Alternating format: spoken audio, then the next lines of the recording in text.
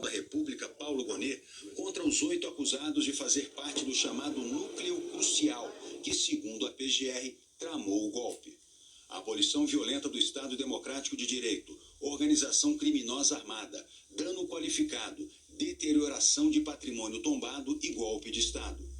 Segundo a denúncia, o núcleo crucial é composto pelo ex-presidente Jair Bolsonaro, os generais da reserva Augusto Heleno, Paulo Sérgio Nogueira e Walter Souza Braga Neto, o almirante Almir Garnier Santos, o tenente-coronel Mauro Cid, o deputado federal Alexandre Ramagem e o ex-ministro da Justiça Anderson Torres. Moraes iniciou lembrando que a acusação descreveu os fatos de forma coerente e que cumpriu o requisito legal de apontar, por meio de provas objetivas, os crimes cometidos. A Procuradoria-Geral da República, nos termos do artigo 41 do Código de Processo Penal, descreveu satisfatoriamente os fatos típicos e ilícitos com todas as suas circunstâncias, dando aos acusados o amplo conhecimento dos motivos e das razões pelas quais foram denunciados. Lembrando que, abre aspas, a responsabilidade pelos atos lesivos à ordem democrática recai sobre organização criminosa liderada por Jair Messias Bolsonaro, baseada em projeto autoritário de poder, enraizada na própria estrutura do Estado e com forte influência de setores militares. A organização se desenvolveu em ordem hierárquica e com divisão das tarefas preponderantes entre seus integrantes. Alexandre de Moraes ressaltou que não se pode esquecer a gravidade dos atos de 8 de janeiro, que, segundo ele, demonstram a materialidade de uma tentativa de ruptura democrática. O ministro afirmou que as pessoas que atacaram os prédios dos 3 poderes não eram inofensivas, nem estavam ali a passeio. Não foi um passeio no parque. Ninguém, absolutamente ninguém que lá estava passeando. E ninguém estava passeando porque tudo estava bloqueado e houve necessidade de romper as barreiras policiais. E as pessoas de boa fé que têm esse viés de positividade acabam sendo enganadas pelas pessoas de má fé que, com notícias fraudulentas e com milícias digitais, passam a querer criar uma própria narrativa, como disse ontem, de velhinhas com a Bíblia na mão, de pessoas que estavam passeando. Em seguida, Moraes pediu autorização ao presidente da primeira turma, ministro Cristiano Zanin, para exibir imagens que, segundo ele, comprovam a violência dos atos golpistas. Moraes apresentou uma cronologia de atos antidemocráticos.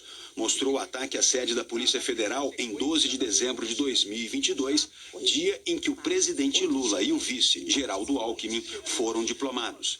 A tentativa de explodir um caminhão cheio de combustível perto do aeroporto de Brasília, na véspera do Natal, também em 2022.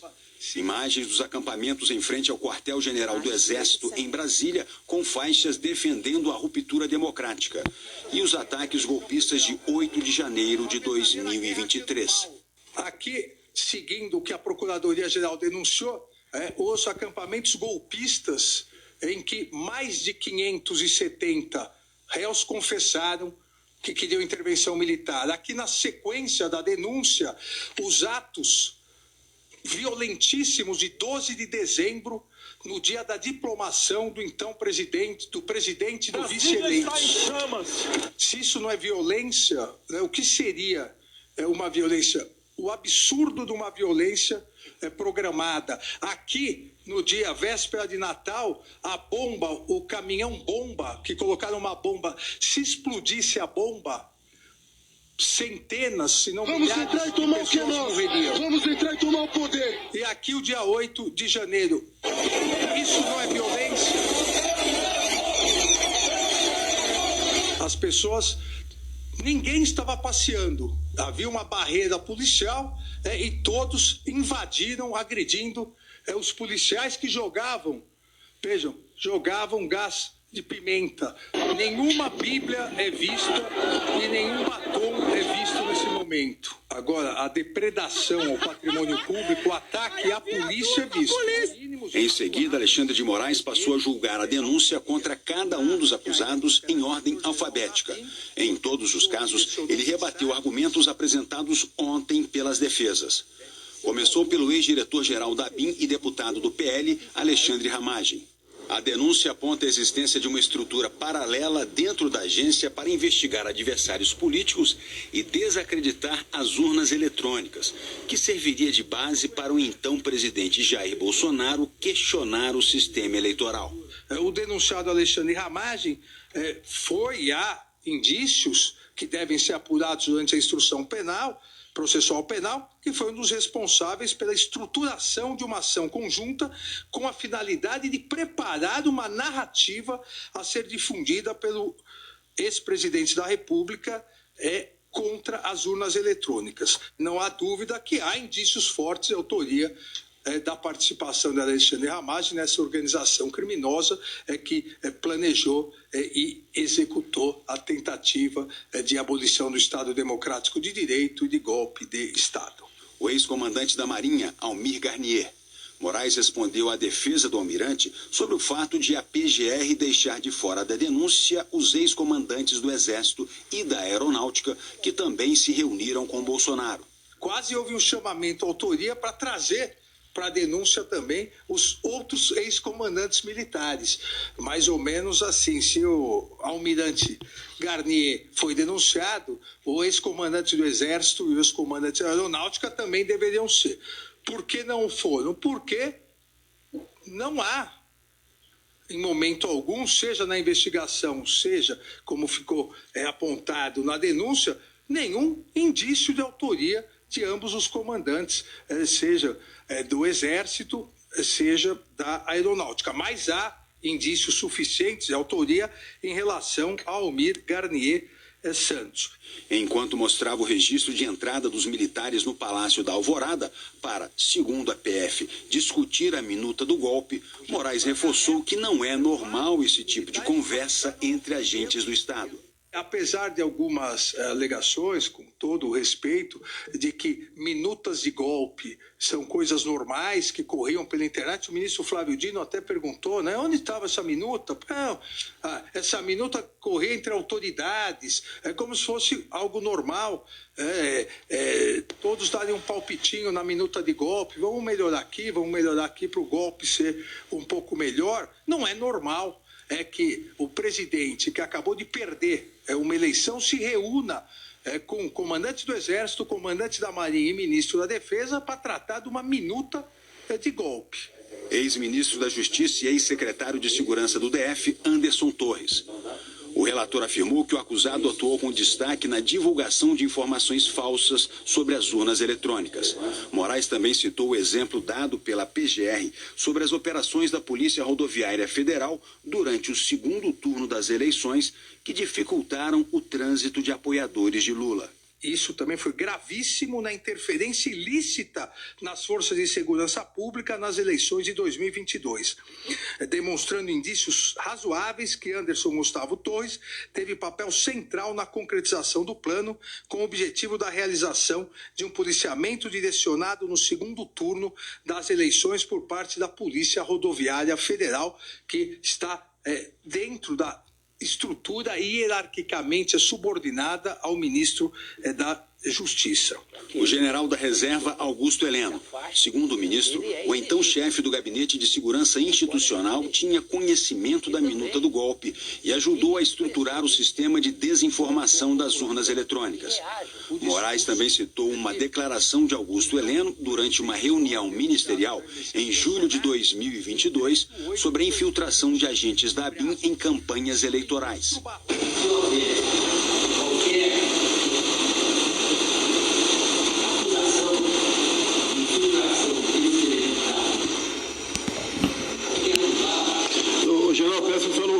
Eu peço que o senhor não fale, por favor. Então a gente conversa particular na nossa sala sobre esse assunto.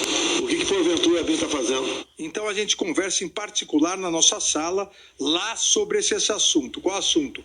Infiltração de agentes da BIM na campanha eleitoral. Então a gente conversa em particular na nossa sala lá sobre esse assunto, o que porventura a ABIN está fazendo, tá? Então, há todos elementos razoáveis, indícios de autoria para o recebimento de denúncia contra Augusto Heleno. O ex-presidente Jair Bolsonaro.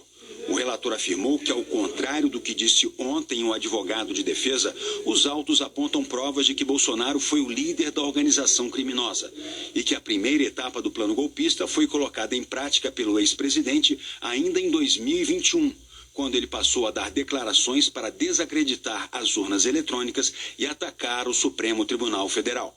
Há indícios razoáveis de recebimento da denúncia da Procuradoria-Geral da República, que aponta Jair Messias Bolsonaro como líder da organização criminosa, demonstrando a participação do ex-presidente da República com os elementos de prova colhidos na investigação da Polícia Federal. A denúncia detalha essa participação, detalha os atos executórios.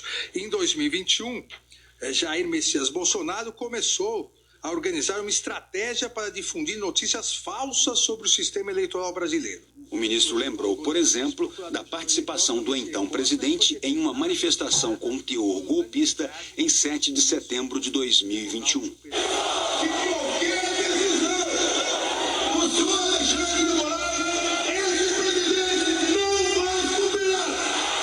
Em 7 de setembro de 2021, todos se recordam, na Avenida Paulista, que o então presidente Jair Bolsonaro, após algumas palavras carinhosas em relação à minha pessoa, disse que, a partir daquele momento, não cumpriria mais ordem judicial. Alexandre de Moraes também lembrou de uma reunião de Bolsonaro com embaixadores, na qual o então presidente usou o Palácio da Alvorada e a estrutura do governo para repetir mentiras sobre a confiabilidade das urnas.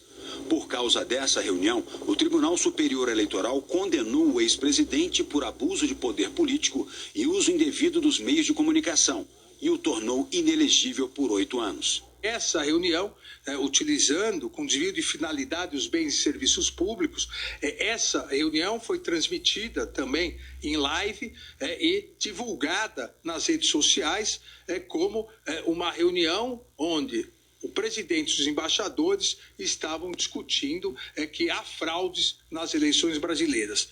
Moraes afirmou ainda que Bolsonaro teve conhecimento da Operação Punhal Verde e Amarelo para matar, entre outras autoridades, o presidente Lula e o próprio Alexandre de Moraes. Também disse que Bolsonaro trabalhou na minuta do golpe. Não há nenhuma dúvida que o denunciado Jair Messias Bolsonaro conhecia, manuseava e discutiu sobre a minuta do golpe. Isso não há dúvida.